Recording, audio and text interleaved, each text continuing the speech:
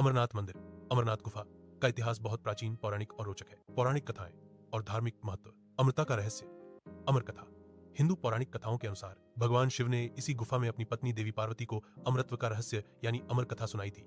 यह कथा सुनाते समय भगवान शिव नहीं चाहते थे कि कोई और इसे सुने, इसलिए उन्होंने एकांत स्थान के रूप में इस गुफा को चुना था। दो कबूतरों का जोड़ा। माना जाता है कि कथा सुनते समय गुफा में एक कबूतरों का जोड़ा मौजूद था जिसने अमर कथा सुन ली और वे अमर हो गए। आज भी कई भक्तों को गुफा में इन अमर कबूतरों के दर्शन होने की मान्यता है। स्वयंभू शिवलिंग। यह मंदिर इसलिए भी महत्वपूर्ण है क्योंकि यहाँ भगवान शिव का स्वयंभू हिम शिवलिंग, बर्फ का शिवलिंग, प्राकृतिक रूप से बनता है।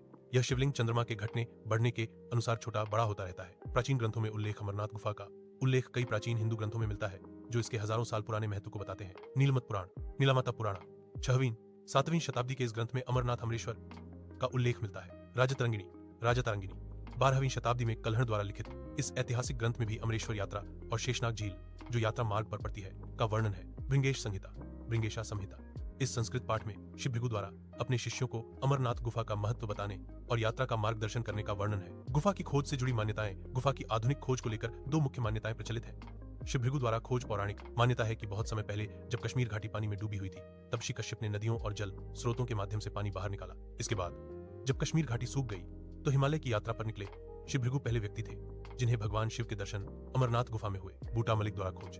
लोकप्रिय मान्यता। कश्मीर में प्रचलित लोक कथा के अनुसार इस गुफा की पुनः खोज 1850 में कुछ स्रोतों के अनुसार इससे पहले एक मुस्लिम चरवाहे बूटा मलिक ने की थी। कहानी है कि एक संत ने बूटा मलिक को कोयले से भरा एक थैला भेंट किया। घर जाकर बूटा ने देखा कि कोयला सोने के सिक्कों में बदल गया है।